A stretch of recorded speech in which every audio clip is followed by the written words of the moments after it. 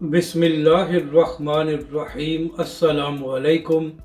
मैं हूं अली असगर और आप देख रहे हैं मेरा यूट्यूब चैनल।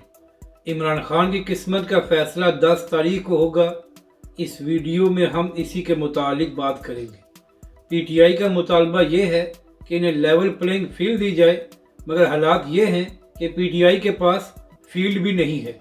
सनम जवेद ने लाहौर और सरगोदा के 2 हलकों से कागजात नामजदगी जमा कराए थे, तो सनम जवेद के दोनों हलकों से ही कागजात को मुस्तरद किया गया है, जबकि दूसरी जानब इन्हीं दोनों हलकों से मरियम नवाज साहिबा ने भी कागजात नामजदगी जमा कराए थे और मरियम नवाज साहिबा के दोनों हलकों से मंजूर हो गए हैं। यानी कि मरियम नवाज के लिए मैदान भी साफ हो गया है और उनके लिए फील्ड भी लेवल कर दी गई है।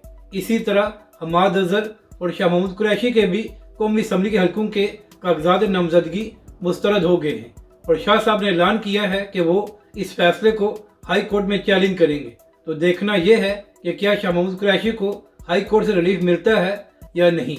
और अहम बात यह है कि पेशावर हाई कोर्ट ने इलेक्शन कमीशन के फैसले को भी बहाल किया हुआ है और पीटीआई के पास इंतखाबी निशान भी नहीं है। तो अब देखना यह है कि क्या इंतखाबात से पहले पीटीआई को बल्ले का इंतखाबी निशान मिलता है या पीटीआई के लोग आज़ाद हैसियत में इलेक्शन लड़ते हैं। जबकि इमरान खान साहब ने भी अपने भाई हल्के मियाँ वाली से कागजात नामजदगी जमा कराए हुए हैं और उन पर फैसला महफूज हो गया है जो 10 तारीख को सुनाया जाएगा। तो अब देखना यह है कि क्या इमरान खान साहब के कागजात नामजदगी मंजूर होते हैं या नहीं। लेकिन यहाँ पर अहम बात यह है कि शाह महमूद कुरैशी और सनम जवेद को किसी भी केस में सज़ा नहीं हुई, मगर इसके बावजूद इन दोनों के ही कागजात नामजदगी को मुस्तरद किया गया है।